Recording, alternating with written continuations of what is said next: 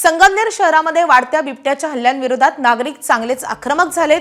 बिबटेमुक्त तालुका करा या मागणीसाठी जनआक्रोश मोर्चाचे आयोजन करण्यात आले।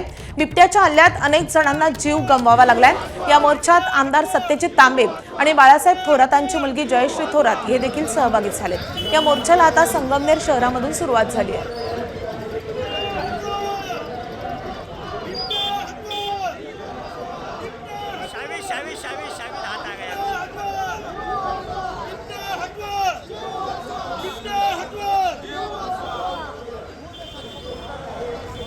तर संगमनेर मधले नागरिक चांगलेच आक्रमक झालेले आहेत। संगमनेर मध्ये बिबट्यांच्या हल्ल्यामध्ये अनेक लोकांचा मृत्यू झालेला आहे। त्यांच्या फोटोचे आणि नावाचे फलक हाती घेऊन हे सगळे नागरिक रस्त्यावर उतरलेले आहेत आणि संगमनेर बिबट्यामुक्त करा अशी मागणी हे सगळे नागरिक करतात। या मोर्चामध्ये आमदार सत्यजित तांबे आणि त्यांच्या भगिनी जयश्री थोरात या सहभागी झालेले होते। गेल्या अनेक महिन्यांपासून अहिल्यानगर जिल्ह्यात बिबट्यांचा मुक्त संचार वाढला असून यामुळे ग्रामीण भागातील बळीराजा संकटात सापडलाय।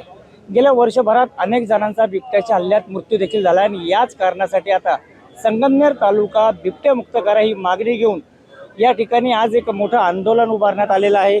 एक आक्रोश मोर्चा हा बस स्थानक परिसरातून प्रांत कार्यालयावर जाणार आहे। एकूणच जर पाहिलं तर गेल्या 2 दिवसापूर्वी देखील जवळकडलक तालुक्यातील एका 4 वर्षीय बालकाचा बिबट्याच्या हल्ल्यात मृत्यू झाला होता आणि दिवसेंदिवस हे हल्ले वाढतच चाललेले आहे आणि या सगळ्या पार्श्वभूमीवर नेमकं सगळ्या प्रशासन एबीपी माझा, उघडा डोळे बघा नीट।